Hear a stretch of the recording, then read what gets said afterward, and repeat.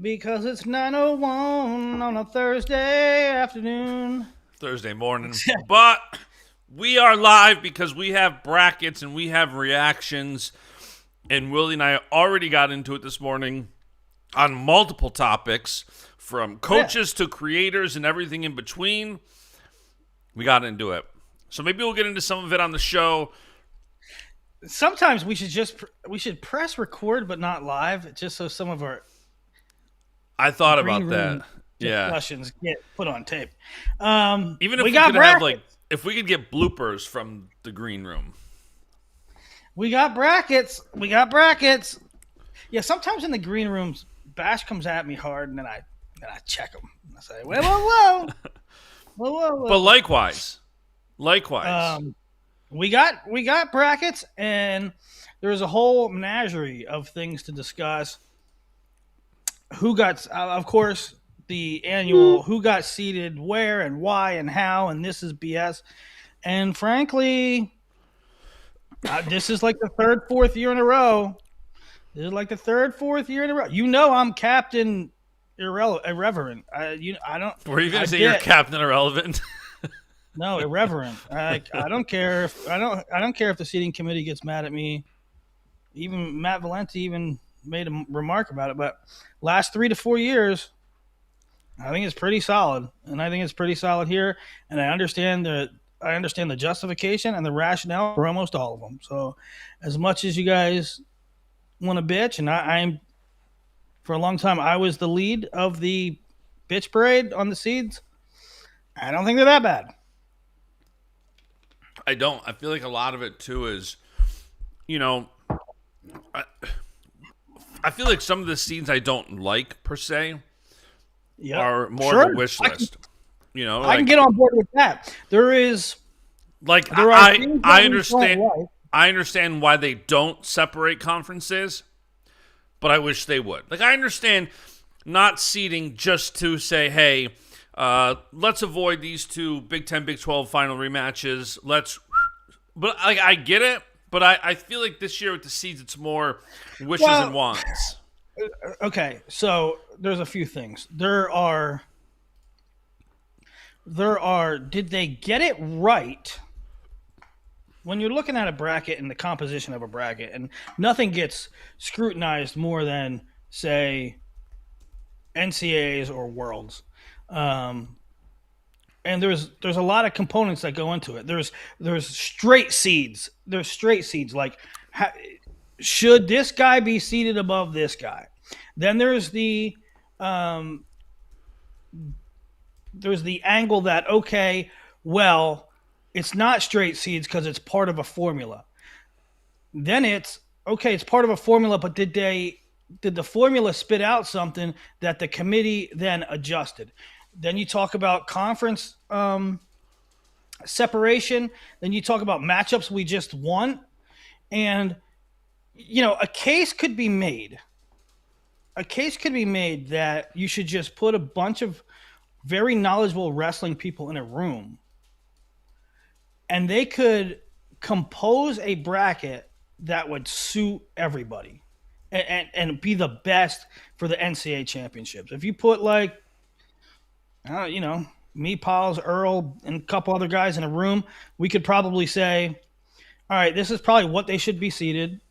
We can make a few adjustments for this and this and that. Avoid the matchups that we just saw a bunch of times. Taking into account conference, we don't want conferences to hit early. We could probably come up with a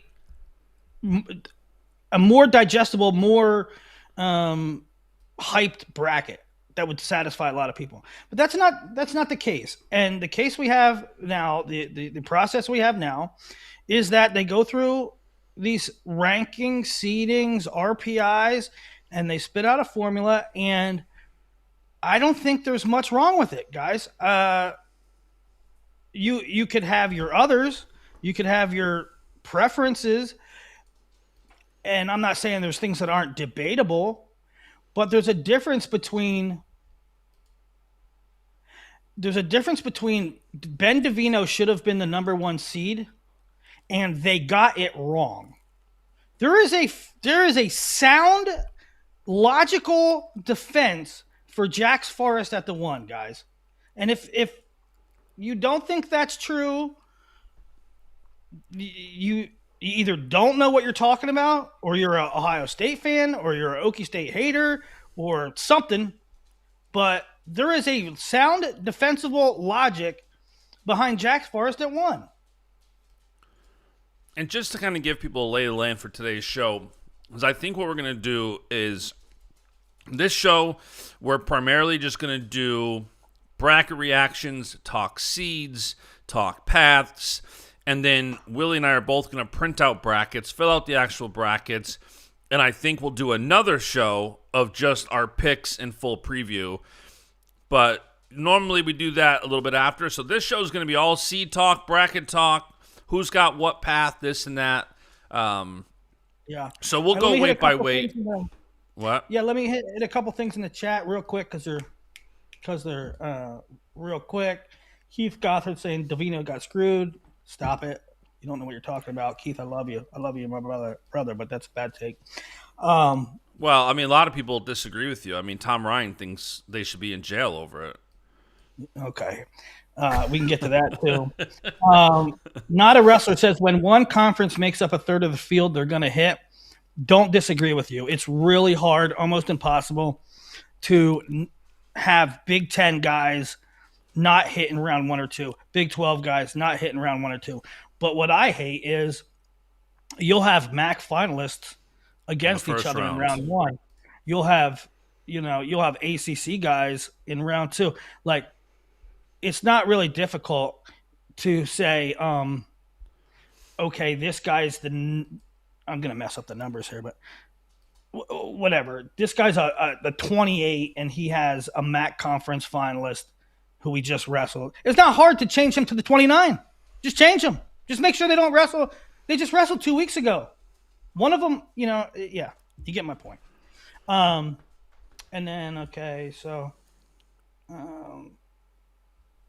Keith Gothard, conference hitting, not a wrestler. Flo's bracket release went down. Yeah, shit happens.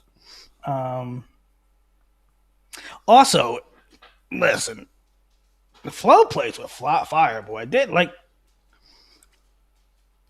get the brackets. They get the brackets before anybody because they put them on track and they own track. But there ain't no doubt in my mind that they were leaked. They were leaked well before the show. I mean, they need to button up there a little bit. They're gonna get in trouble.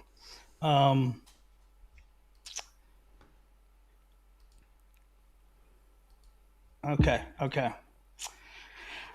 Donnie B, how can you say there's an RPI that matters and then see Jack's 1? We'll get into it. Let's start with 125. 125. Luke Lilladall at the top, no surprise there. Eddie the 2. Bouzakis the 3. Sheldon Seymour the 4. And I think that some people were surprised to see Sheldon the 4. Well, especially with the context of the 3 of them, where you have 3 undefeated conference champs, non-Big Ten. You got Jax, Seymour, and Stanich with very different seeds. I'll tell you. Well, there again lies something that I think a lot of people don't take into account. Is like, okay, well, this guy is an undefeated conference champ, and he only got the 4. And they're different weight classes. There's different scenarios in each weight. You can't look at 33 and compare it to some and say, well, this guy got it. It's a different scenario. And I love Lehigh. Everybody knows I freaking love Lehigh. They're like second to none in my heart. But Seymour didn't wrestle anybody. Undefeated conference champ, yes. Stannis didn't wrestle anybody. Undefeated conference champ, yes. Stannis' best win is Composto. So, I don't like when a guy. I think it should be valued. I think an undefeated conference champ should be valued. I think a conference champ, your conference placing should be valued very highly.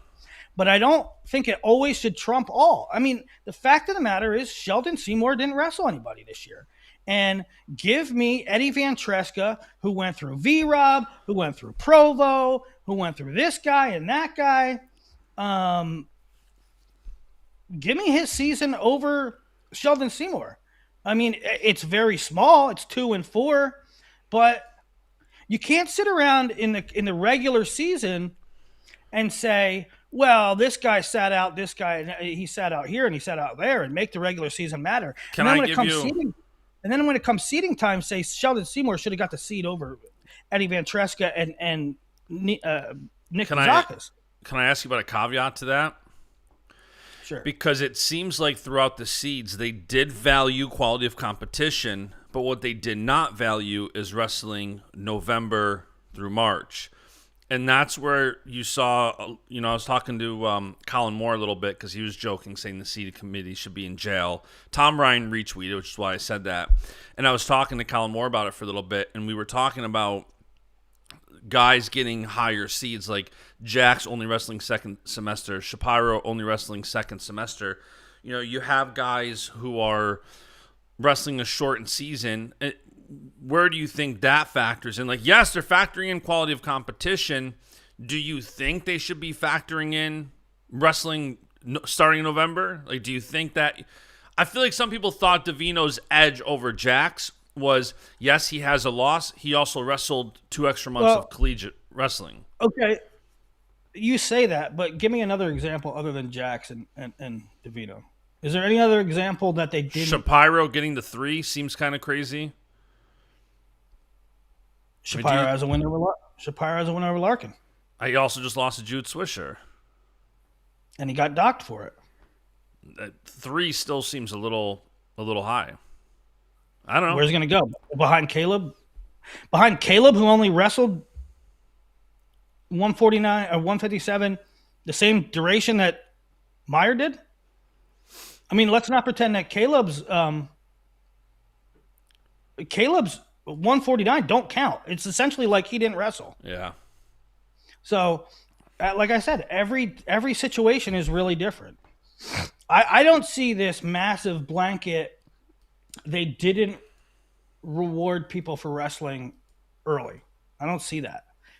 Maybe you can say that about Jax and Davino, but we'll get to that in a second. And there's a strong rationale for it. Other things at 125 though, Volk the 6.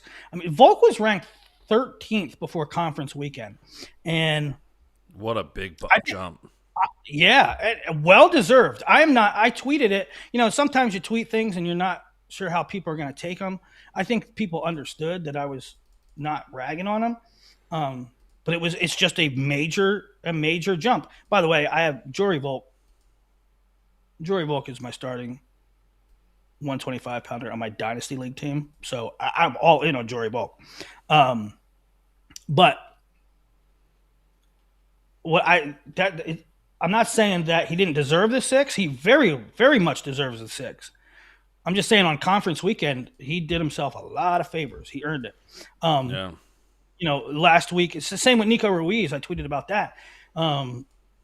Last week, Jory would have been, I don't know, 10 to 15 seed, and now he's the 6. Nico Ruiz would have been 10 to 15 seed, and now he's the 4. They really went out and earned it. So how about Spratley the 5, Vince Robinson the 12? Last year's NCAA finals in the second round, potentially. Crazy.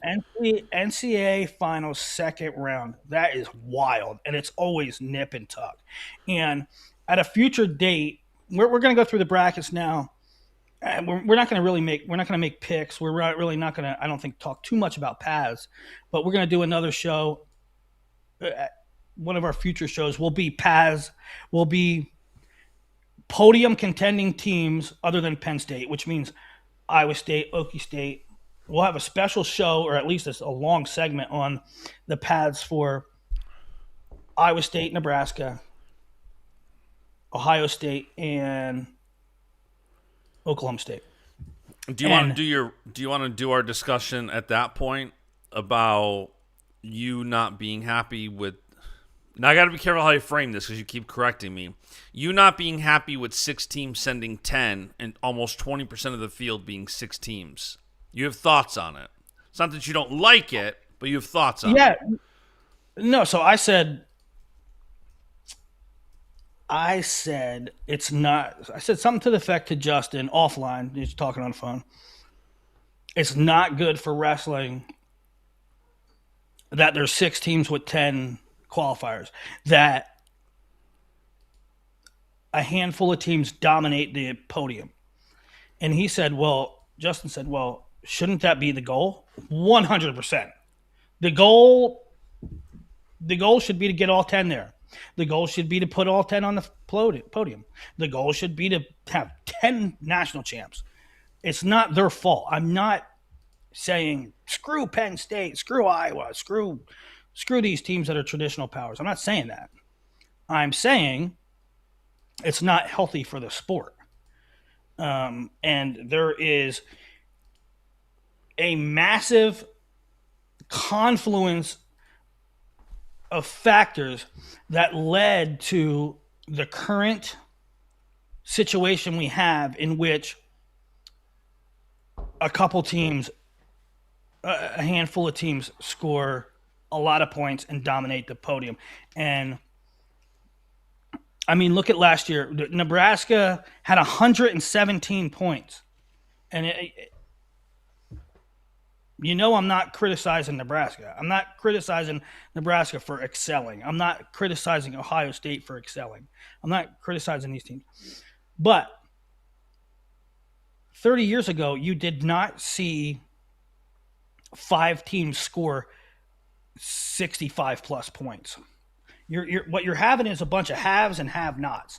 And we're getting that. We're in the situation that we're in because of programs shutting down, of NIL, of portal, and everything funnels into a couple teams. You're never going to convince me that wrestling was healthier now than in 1975 when Portland State had a national finalist. It's not healthy. It's not that I don't like it. It's that it's not healthy. We don't want to become gymnastics. So there's kind of a sidebar in all this. Okay, finishing up 125. Yeah, V-Rob and Spratley in the second round. Tough draw for Spratley. When we're looking at, again, we'll get to the paths of the podium contending teams, and that's not a great draw for Spratley. But it's a navigable one, especially in a weight where not a lot of guys have separated themselves. Yeah, this whole weight, especially the fact given that it's been pandemonium. Look at Lillidahl. Lillidahl has the winner Thursday night, Strickenberger Witt. Witt gave him a tough match earlier in the season. Strickenberger, we know what he can do. Yeah, and it's one of those things where anything can happen at this weight, and I don't really cry for too many 125 pounders if they don't like their seed or this is too much. Because listen, we've complained all year, and I've been complaining for like 3 years, that 125 pounders don't go out and get it. They don't go out and get it. So when you wrestle all these sudden victory matches and there's a bunch of parity, you didn't separate yourselves, guys. So there's a bunch of parity, and there's a lot of toss-up matches right from Jump Street. Strickenberger, Ezekiel Witt, great bout. Strickenberger was either an AA or blood round last year. Listen, Dean Peterson is light years more accomplished than Cale Lauritsen. That was a 4-3 match last week, right? Lillidahl Peterson. These are close matches, and so 125 is number one. I think they got it pretty damn good, pretty damn right. And number three, if they didn't, who the hell did anything to really deserve anything different? All right, 133. Let me check the chat real quick. 12 is simply too low for V Rob. Strick about to turn his season around.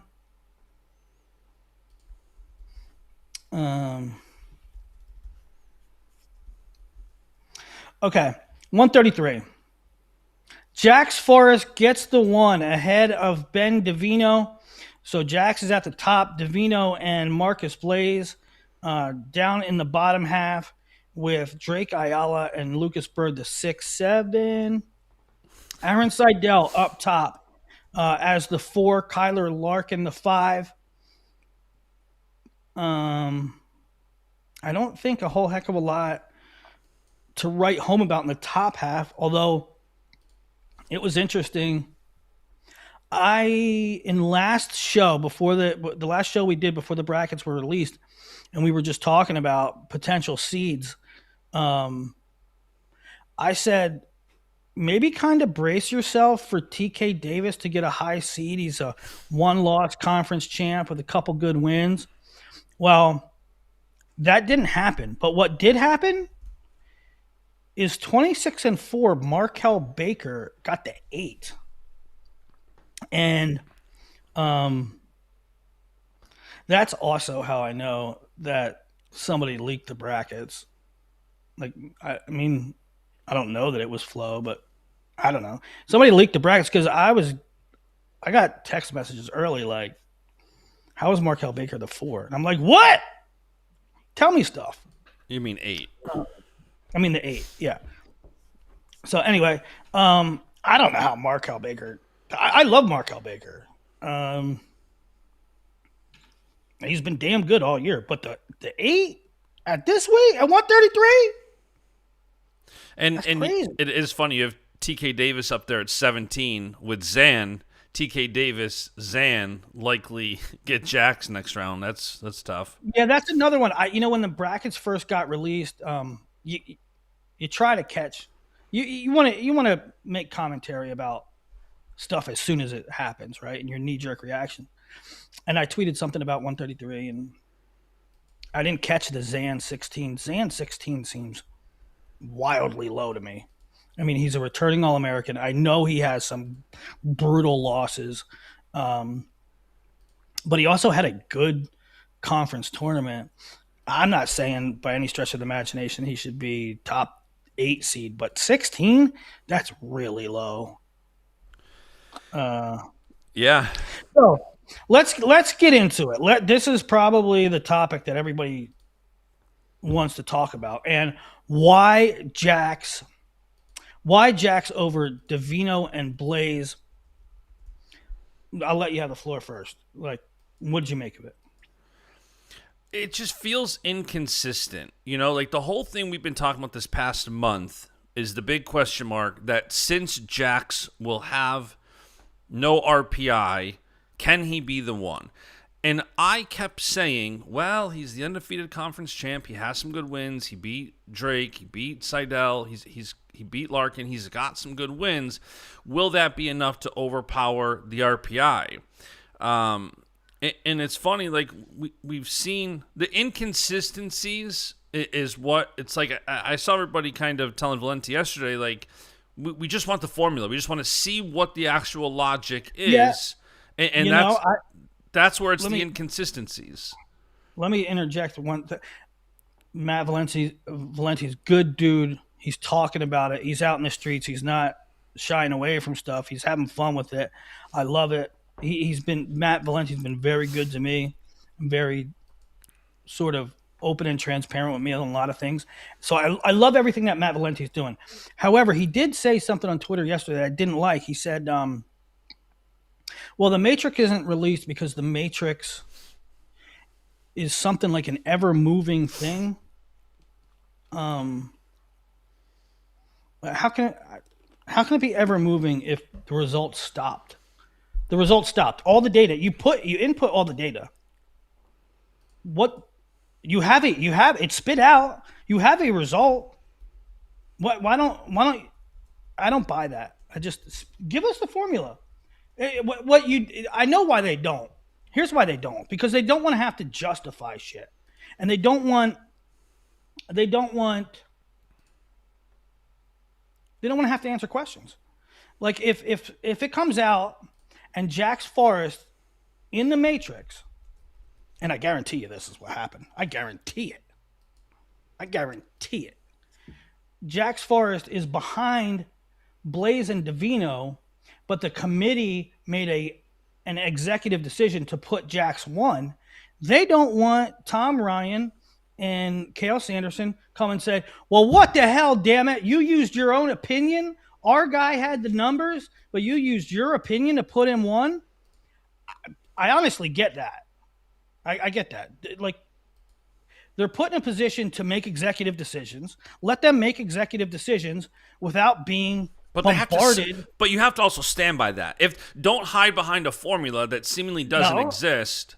If you're like, don't hide behind this magical unicorn formula that doesn't exist. Just say, like, this is the formula. This is where we adjusted things after. Like, you kind of said that, you want a room of just wrestling guys building the bracket together. It sounds like they basically tried doing that, with the exception of hiding or masking their decisions with this formula. Well, look at National Duels. National Duels. It was me, Piles, Serber, and another guy. We got in a room and we did the seeds and we talked about it. My initial thing, Piles introduced some stuff and he had a perspective, and honestly, he changed my mind about it. And then on shows, he talked about it. I talked about it. There's transparency there, right? Yeah. Which is the same. What would happen if you put me, Piles, and Earl and Kozak in a room to do individual brackets? We'd probably give you our good, transparent rationale. So what I'm saying is Valenti and the seating committee, I think, should put out the formula. And then you would know where the executive decisions were made, and I'd be fine with it. But the not knowing is frustrating. Correct. And here's what I think happened. Well, I mean, to me, it's very apparent what happened. They went with the undefeated guy. And maybe the fact that he didn't have an RPI, they said, so what? He doesn't have the RPI because he missed by a match. And should we let the RPI determine the one, or should we supersede that with judgment? And frankly, I can buy it. Being that the situation is what it is. You have Jax Forrest, frankly, who has better and more wins than either of the other two. He has better and more wins. He has 0 losses, and the other two lost to each other. And not for nothing, they have no historic credentials. They're all freshmen. So I'm not saying it's the right answer. I'm saying I can. But you kind of got to be careful with that argument, to the extent of, yes, Davino and Blaze lost to each other, and neither are credentialed as well, as amazing as they've had careers outside of college. But also 2 of 3 of Jack's solid wins are freshmen, with Larkin and Seidel. Drake's his only good non-freshman win. Right. But what I'm saying is there's not a returning national third here. There's not any legacy thing. And what I think turned the tables, what I really think turned the tables, was Jax beating Seidel.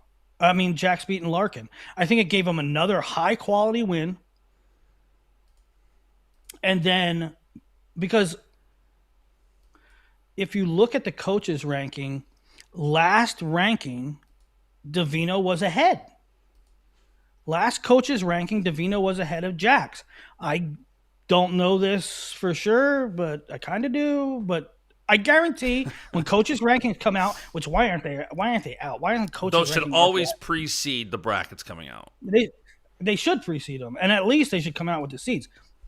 But I bet you, watch. I bet you, Jax is ranked one.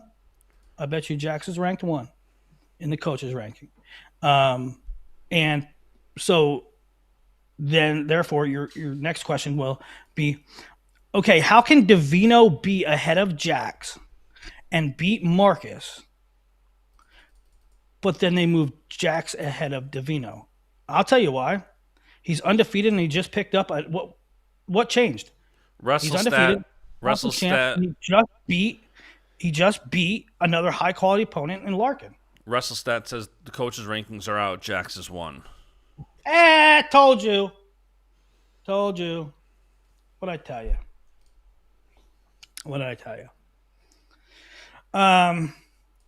So I listen, I'm not saying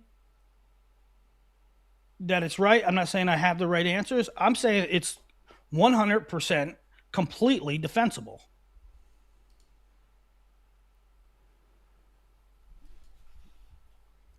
Well, the way it shakes out is crazy. I'm not sure this has ever happened before. I think Nomad said it was the first time. You had 5 freshmen, top 5 seeds at 133. Insane. Jax Forrest the 1, Davino the 2, Blaze the 3, Seidel the 4, Larkin the 5. Wild. Insane. Seidel Van D, potentially second round. That's interesting. That's interesting. A couple, like when I was just scanning through brackets, I'm like, is there an upset? Is there an upset there? I don't know. But people keep mentioning that. It seems like people think that's a potential upset match. I don't know. People keep mentioning it. Let's see. I'm looking at the coaches' rankings. Let's look at 133. Come on, go to the next page. So Jax is one of the coaches' rankings. Told you. Here's the coaches' rankings at 33. 1, Jax Forrest. 2, Ben Davino. 3, Marcus Blaze. 4, Seidel. 5, Larkin. So 6 Drake, 7 Bird. They literally the seeds are the coaches' rankings. Yeah. Yeah. So there you have it. Mystery solved. Told you. 141. Anything here? Jesse Mendez the 1, Sergio Vega the 2. The 3 is Brock Hardy. The 4th is Anthony Echemendia. And this one, I think, took some people by. There was a minor kerfuffle here at the 3-4 where people said Echemendia should have got the 3 over Brock. I knew there was a high likelihood that Brock would be the 3. In fact, if you would have asked me to project, I would have said Brock gets a 3 over Echemendia. And people, like, I don't know, maybe scratch their head about that, but Brock has 5 losses. Echemendia has 3. Both of them, their only losses are to the 1 and 2. So, okay, now go to conference placement. Both took second. Now go to quality wins. Brock has more. And so, and RPI, Brock's RPI is high. Do you have the RPI there? What do you want the RPI for, sir? 141? I want the RPI. Yeah, give me Brock Hardy and Echemendia RPI. No, it's not on here. All right, I have an inkling that Hardy's RPI is higher. So it's well, I can look at WrestleStat. Hardy's RPI is 7.713. Who did you want to compare that to? Etch 678. 6.7. Told you, Hardy's way higher. Yep. And you know, obviously, most of the time, 3-4 isn't the hugest thing, but being on the side with Jesse's not where you want to be. Oh, here's another Lehigh case. Luke Stanich, the 5, 13-0. You could really compare this to Jax Forrest and say, okay, they have the same amount of wins. They're both conference champions. They're both undefeated. How does Jax get 1 above 2 studs and Stanich fall below a 5-loss Hardy, a 3-loss Echemendia. He doesn't have any wins. He doesn't have any wins. Stanich doesn't have any wins. So it reinforces you can be undefeated, but who'd you beat? And off the top of my head, Stanich's only remotely good win this year. And again, I freaking love Luke Stanich. Love him. We love Luke Stanich. Love Lehigh. I'm pretty sure off the top of my head, his best win is like number 10 or 11, CJ Composto, who also lost to Matt Martino. His best win is Vince Cornella. Cornella. Okay. Yeah, Cornella, who's the 6. That was his first match back. How about you talk about Stanich as the 5? Pearson Manville, first round. Don't sleep on that match. Stop. Luke Stanich, Pearson Manville. Sign me up for that match. That's Stanich. Could be. I said don't sleep on it. Manville's always dangerous. Yeah, that's fun. It's fun. There's a lot of fun matches here. I'm a big Ricciardi fan. He has Ryan Jack as 16-17. Stanich, Manville, Wells, Simcox. That Vega Bailey quarter is intriguing.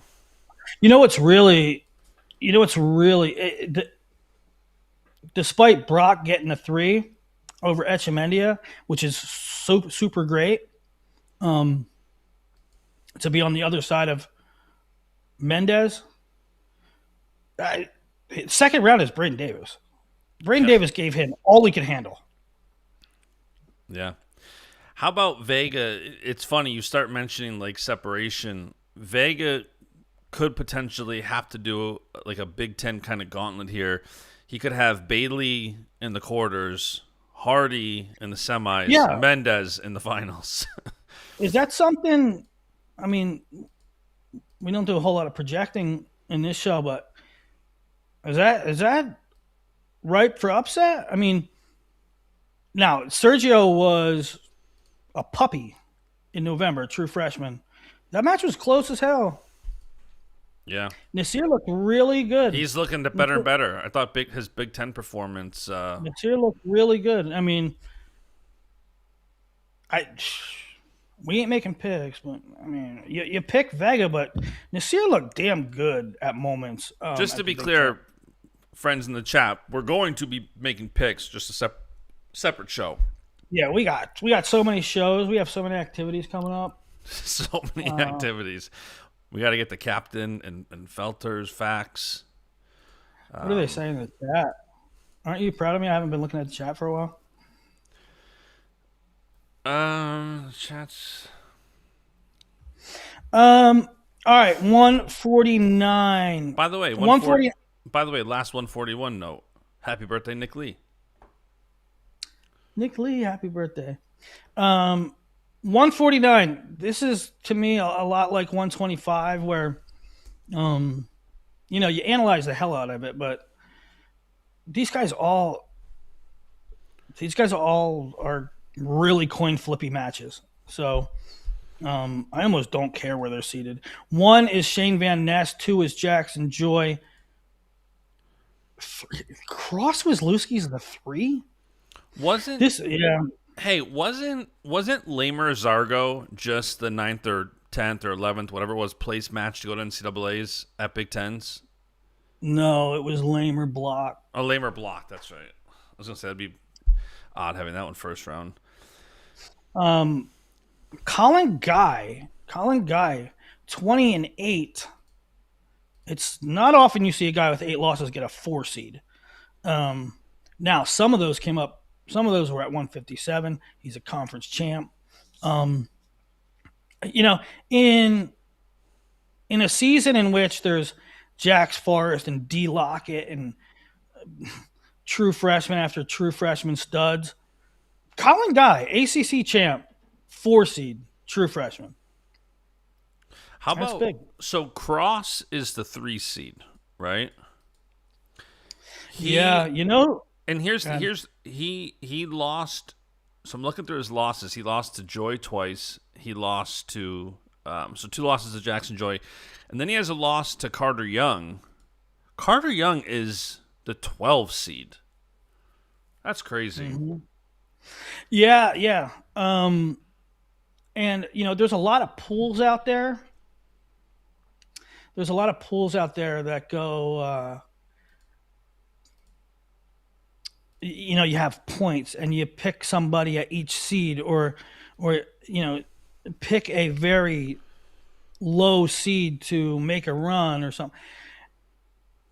Give me Lachlan McNeil at the 11 for that kind of competition. How about Jacob Frost at the 16? Well, what's his path? I mean, he'd have Van Ness Thursday night, but Van Ness has looked like he's ripe for an upset. I mean, Van Ness, obviously undefeated, continues to get it done time after time. But yeah, Jacob Frost is not a bad 16 seed, but if you took out Van Ness, well, obviously, oh yeah. But Lachlan, why can't Lachlan make the semis? Shit, why can't Lachlan make the finals? Lachlan would go Eli Rivera, Caleb Tyus, Cross Wazlewski. Sign me up for an 11 seed. If you have to take an 11 seed, if you have to take a seed lower than 10 or whatever, that's a nice 11 seeds path. I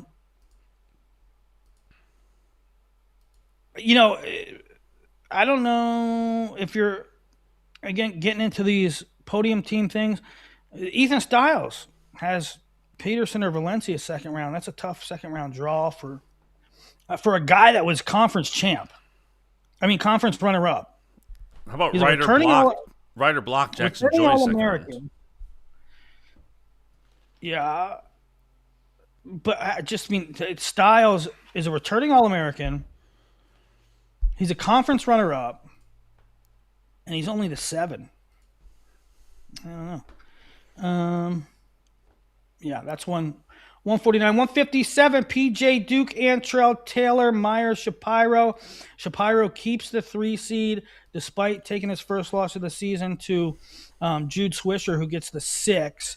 So they're the 3-6 in the same quad. So there's a lot of interesting things here. Taylor getting the 2 above Shapiro. Shapiro only falling to the 3. You could see that both ways. Meyer and Swisher in the same quad. Brandon Cannon, to me, was the biggest head scratcher, falling all the way to 8. I mean, this is a guy that's 18-2. His 2 losses are to number 1 and number 5? No, 6. No, 7. He lost. Wow, that's why he went. He had to get behind Cannon. But still, yeah, a win over number 2. I don't know. Knee jerk. Cannon seems really low to me. I think Shapiro seems high. I understand he has a win over Larkin, but you don't win your conference. You lose to Jude Swisher, and you still get the 3 seed. Just it seems high. And yeah, I don't disagree. And also, okay, you beat Larkin. Who else did you beat? Does he have any other? Cannon Webster, I guess. Yeah. What Cannon end up getting? The 7. Yeah. Yeah, Brandon Cannon definitely seems. Like Webster Rosinski, good second round match. How about Ty Waters? Ty Waters falling all the way to 11. My God, he spent half the year ranked 1.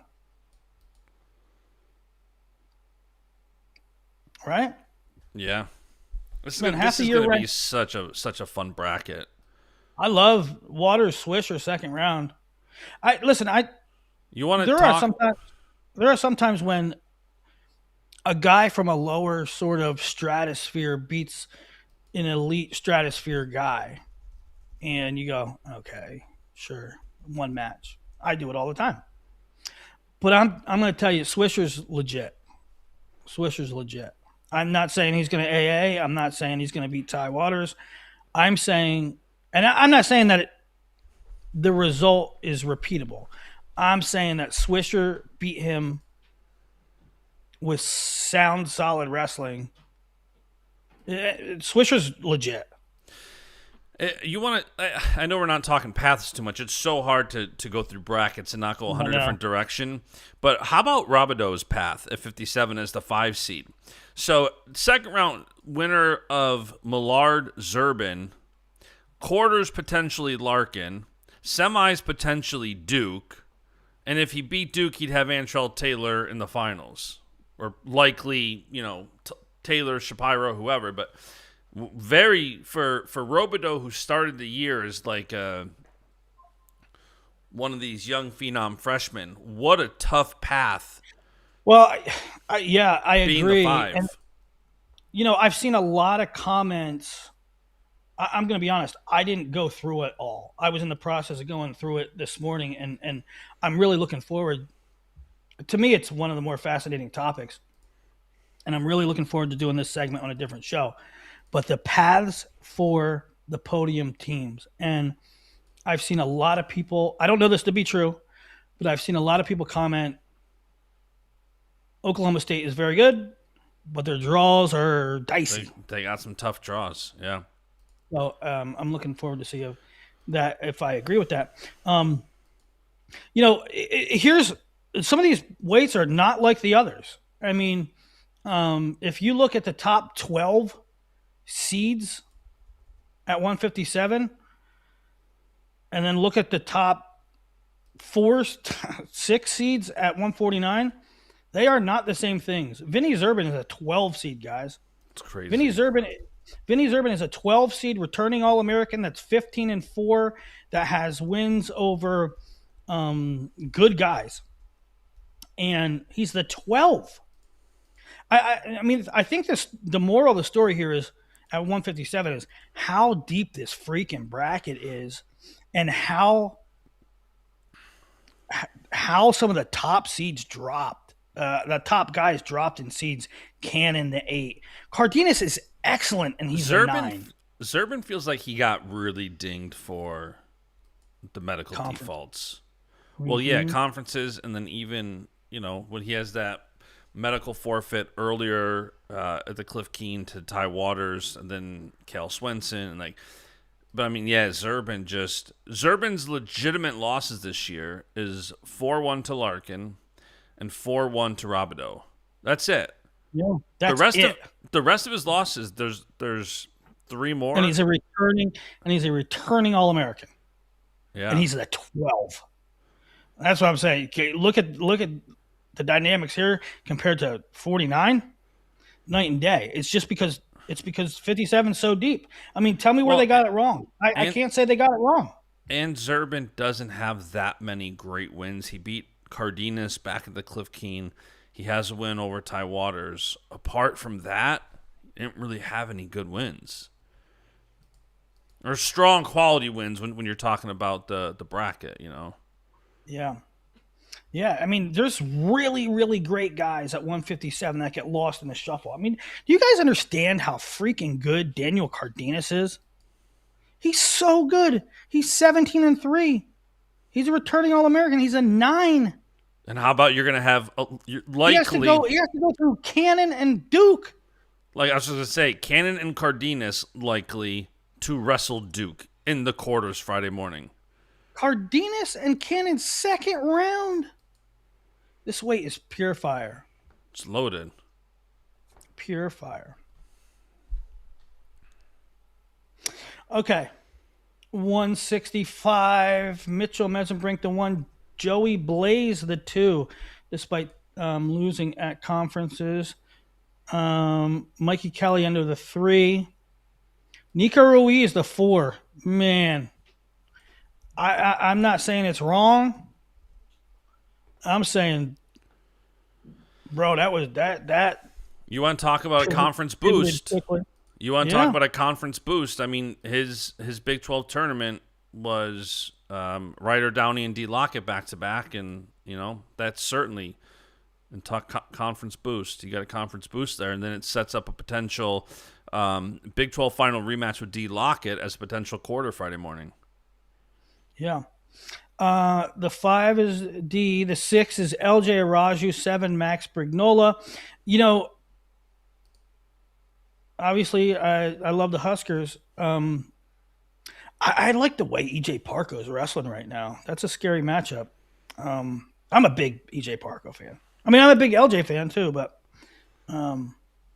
Did you think Matty Parko. Bianchi was going to fall past the 8?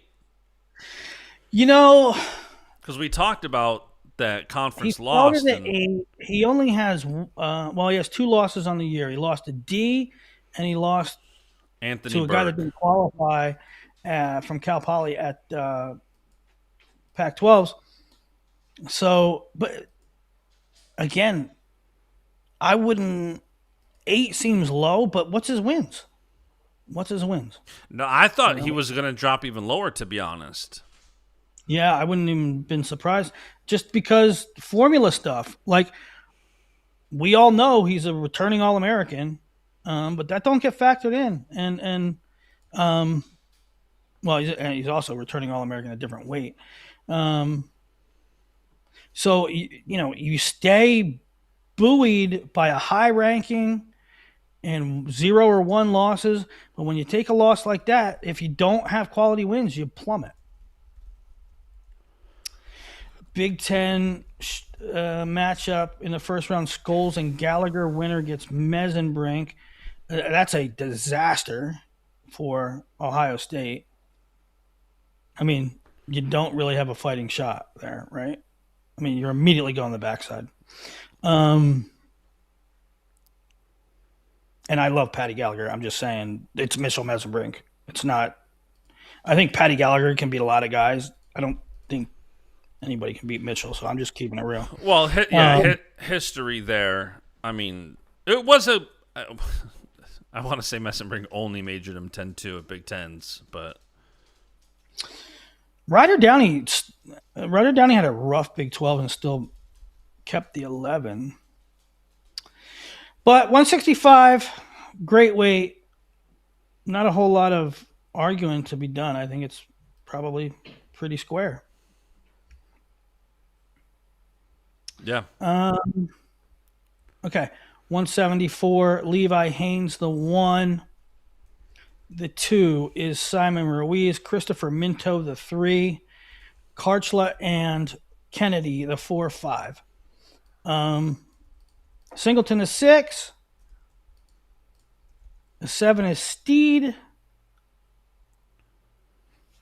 8-9, Facundo and Mantanona. And there again, if you're, I guess, you know, keeping on that, did Okie State get rough draws? That's a rough draw. See how they Listen, keep popping out, Facundo, even when you don't analyze them. You see how they just keep popping out, when you look at these brackets. dude, Facundo, Sergio Desiante had Facundo beat. He had him beat. He was on the winning takedown, looked like it was a done deal, and like Facundo wizarded out of it and got the takedown himself. But that's no easy win round 1, and then you get Bone Mantanona probably round 2. 302B9 in the chat. We got 490 viewers, but only 29 likes in the stream. Guys, like the stream. Just click the like button on the stream. Just click the thumbs up. Click the like button on the stream. Thank you. Likes? We're doing it for likes? No, but it helps the algorithm. The more likes a stream gets, the more Oh, YouTube really? says. The more YouTube says, "Hey, people are liking the stream. Let's show it to more people." Like the stream, guys. Thank you, 302B9. Yeah, again, like Man, I Simon know. Ruiz, the 2. I know Wask hasn't looked sharp the last couple of weeks, but round 2, Simon Ruiz in round 2 is going to have Colin Kelly or returning All-American Danny Wask. That is not easy. Man, it is with Ruiz's path. I might go ahead and take Steed coming out of that quad. I'm a big Cam Steen fan. I mean, I'm the world's biggest Simon Ruiz fan, but that's not an easy path. We're gonna call this show Willie's Fandom. I think very highly of Danny Wask. Yeah. Yeah, I don't think there's many questions here. Like, chat, is there any questions? No, this is where I want to start going into paths and potential matchups and Haynes I know. Facundo quarterfinal, but we'll, All right, 184. Here we go. the one this is 184 seeds, and the bracket is going to reignite all the hate that came for Rocco Welch after Big Tens, because now those wins that Rocco got at Big Tens, the ripple effect on what the cause and effect of him winning those matches. Now the quad we've talked about all year, we went into this season kind of talking Aiden Sinclair, Max McAnally, Angelo Ferrari, Zach Ryder, all on the bottom. All on the bottom. Yeah. So here is a case. Who's the 7 here? Angelo?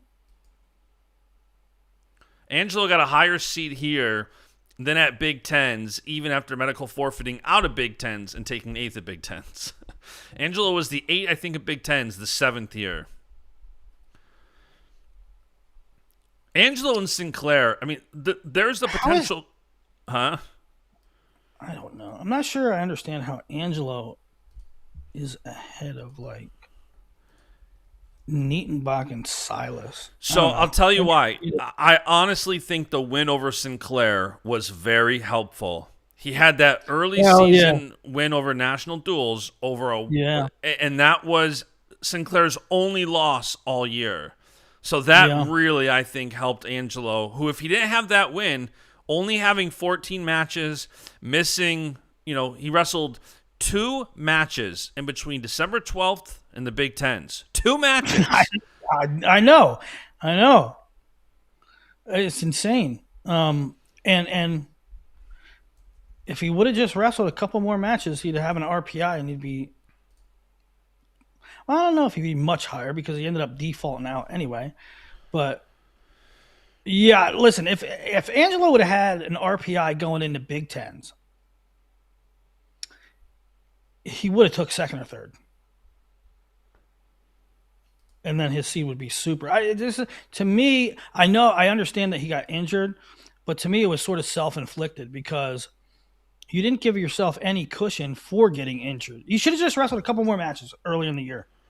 And I don't know about you. You can't go 2 months and wrestle 5 matches. I don't know about you, but Angelo did look healthy/normal at Big Ten. So I was surprised that he forfeited out after that one, auto qualifying win, because he didn't look like even leading up to Big Tens. We said he was like kind of jumping around at the duels. He was, I saw a couple people said to me, "Well, he's not right," and like he's just coming off an injury. What in that Rocco match? They're speaking out both sides of their mouths because they're saying Angelo totally out wrestled Rocco Welch, and then they're also saying, well, he's not right. Which is it? He's good enough to totally out wrestle the number 1 guy in the country, or he's hurt? He's not hurt. He's fine. Why is Elder Brad asking, is an alternate taking Zach Ryder's spot? No. As of now, Zach Ryder's still in as a 22 seed. I think he's just saying, he's obviously Ryder is very hurt. And Ryder, Ryder's path, giving his injury especially, is not one that's going to be very kind to him on the front or back side. No. Well, yeah, but let's say this, right, should have said it right from the jump. It's something I said in the beginning of the show where, to me, you look at these seeds and there's nothing indefensible about them.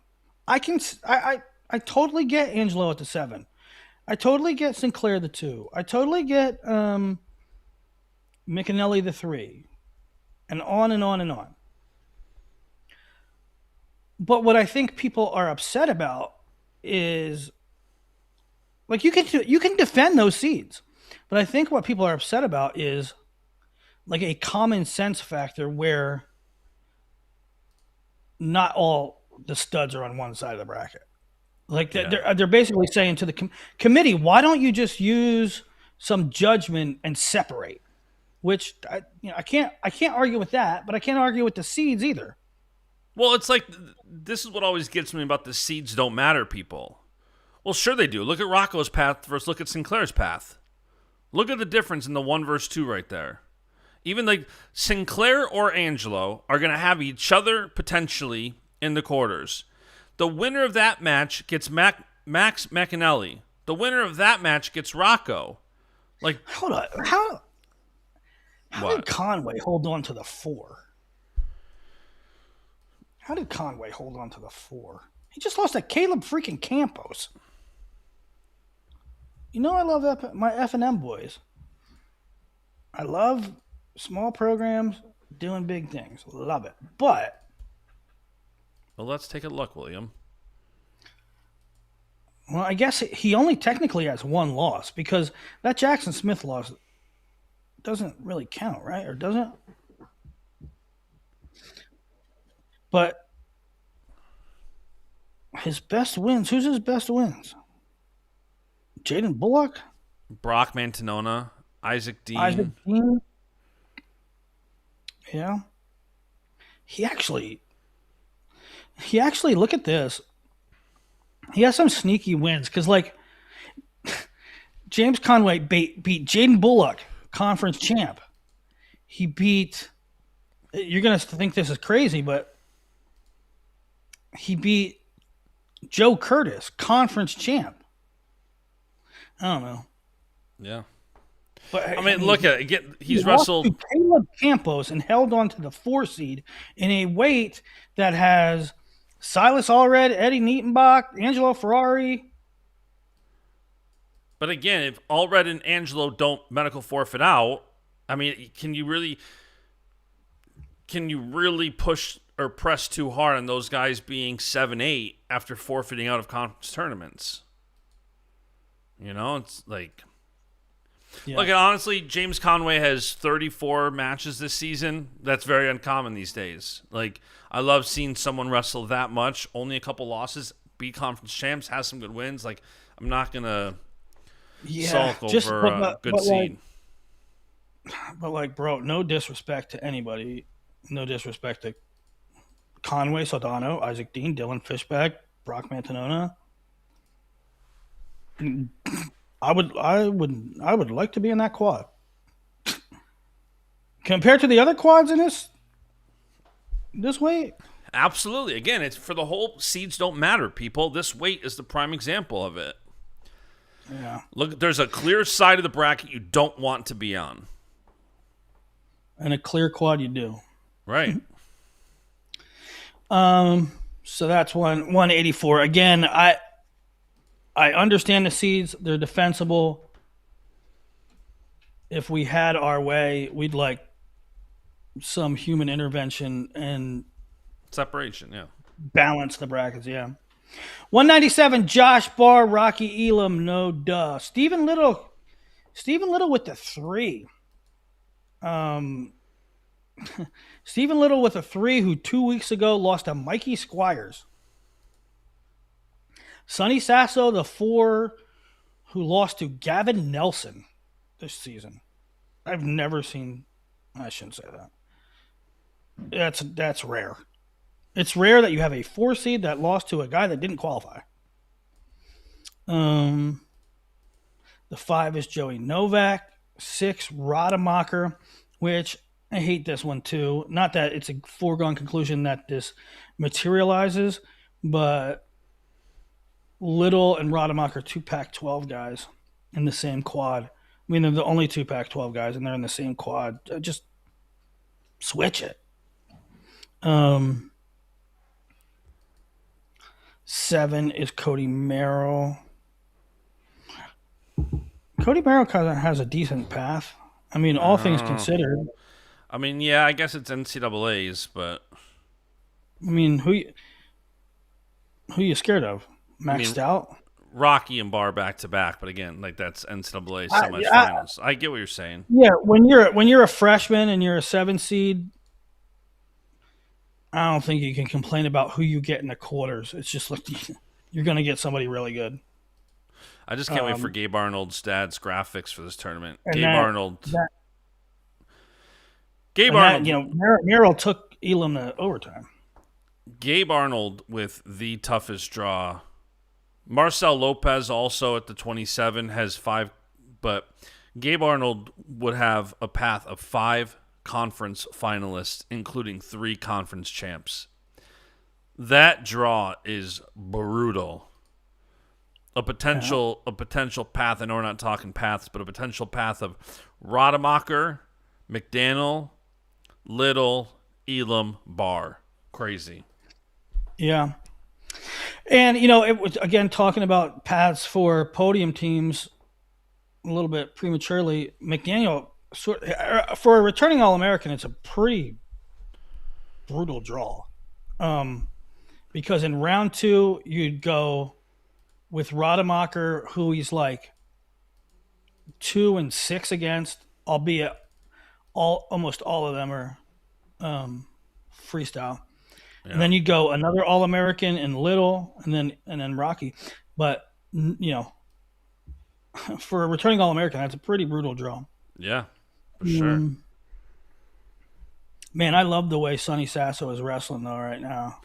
He's really just coming into his own. He's wrestling awesome. Yeah, he's wrestling awesome, free, opened up. Really excited for Sonny. 285, Younger, Bastida, Isaac, Trumbull, Tay Gadiali, the 3. AJ, I mean, that was like just a huge 15 seconds for him, because if he finishes off that win over Tay, he's the 3 and sitting nice. But now he has Feldman, who it's always dicey with, in a potential quarter. Although Amos is down. Amos is there with Feldman too. That's a pretty juicy. That's a pretty juicy quad. Feldman, Stoner, Mora, Amos, Lanazga, Pitzer, Rasmussen. That's a pretty nice quad. I saw a lot of people complaining that Pitzer was too low. Pitzer behind Mullen.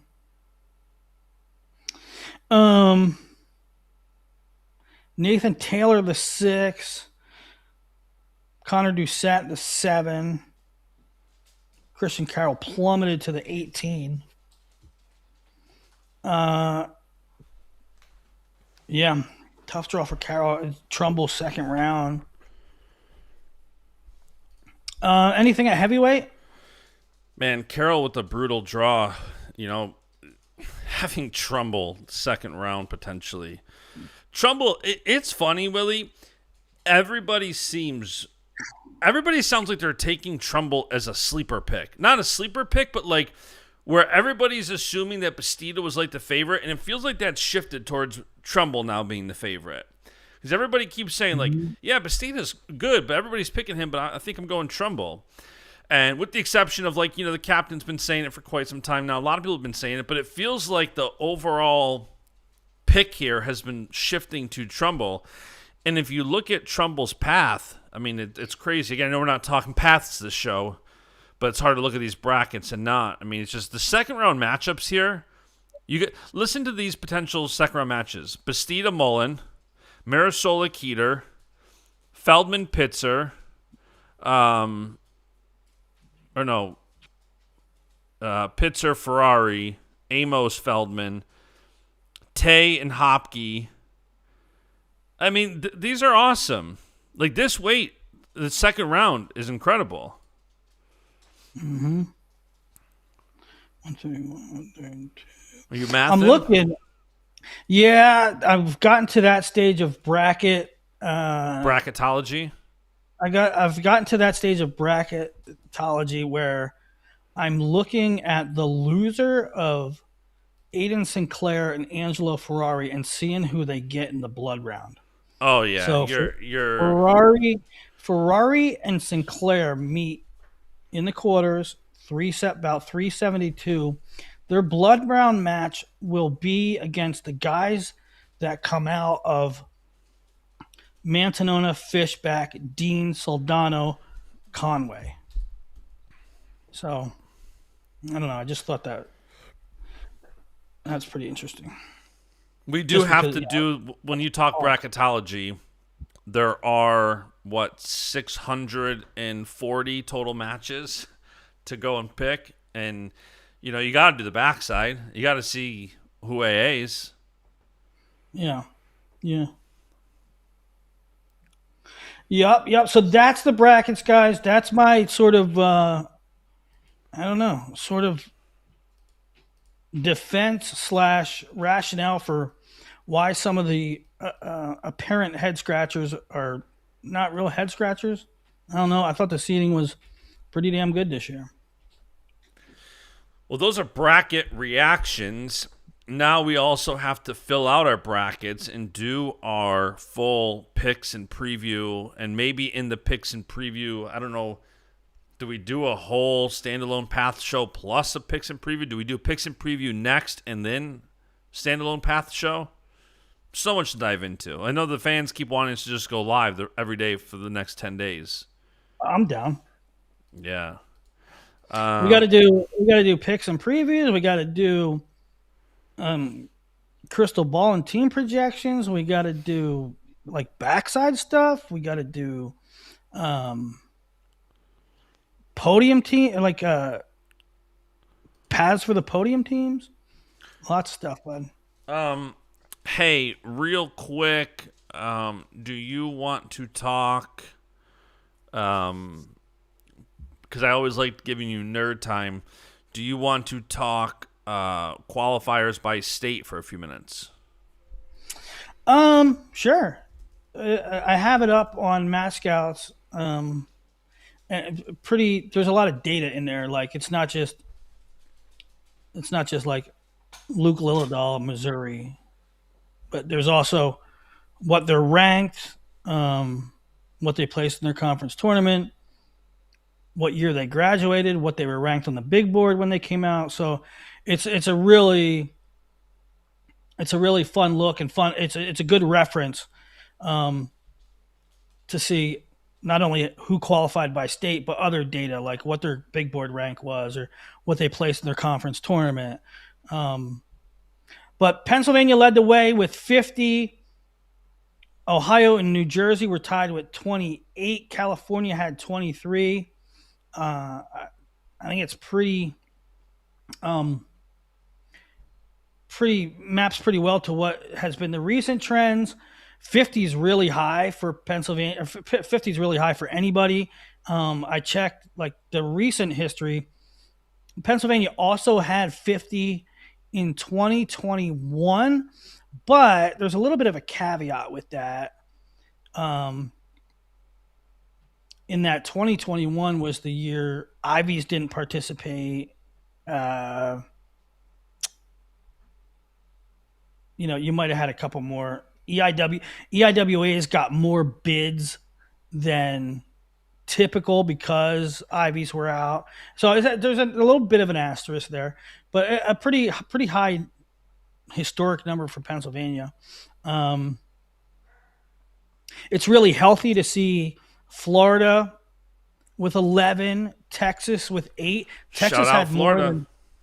Texas had more than Oklahoma, and that's with counting Spratly as Oklahoma, which is very New York Wrestling News through the challenge brick. They wanted Spratley for New York, which then led to a domino effect of saying if New York gets Spratley, then North Carolina gets Jackson. Willie was explaining that whoever hometown is listed on the college profile page, that's basically who's going to get the official. And it was apparent that Spratley used to be listed as New York. It wasn't until he went to Oklahoma State that they changed that up. Well, and Spratley's last high school was in Texas, so he New York, Texas, Oklahoma. There's a bunch of things, and there's also things like Bouzakis. Bouzakis is listed as Florida, but he's really from New York. But he's also from North Carolina. But he's also from Pennsylvania. I mean, he's been all over the place. Um, so, Shout out but Greco golf, Jones with a $9.99 super chat. Said appreciate the yeah, great content, yeah, fellas. Greco Jones. Uh, PA kids don't get into Ivies. Um, I don't mind Rocco's path. All number one seeds should have easier paths.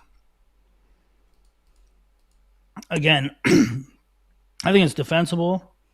It's probably just not what we wanted.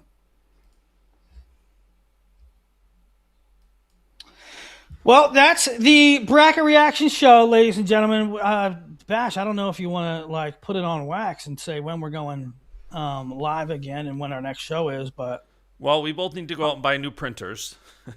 both of that's my it's just both of my printers are up in New York right now. I need a printer down here, so I need to go get brackets printed out this morning, and then we will figure out. We'll either do bracketology tomorrow or Monday. I assume we have to do our brackets before we can do a deeper dive into some of the paths, because as we're picking winners, I feel like that's going to be a natural progression, going through and picking each match and doing that. So, anything about New Jersey high school states? They do start today. no. I've been so knee deep, neck deep in NCAA stuff. I really haven't dug into New Jersey State tournament, but that's what I'll be doing all day. Really, I'll be filling out NCAA brackets and following along high school, Ohio, New Jersey stuff. All right, that's today's show. That's the bracket reactions. We will be back with full bracketology and a full NCAA championships preview. Go, Bill. Go Bills.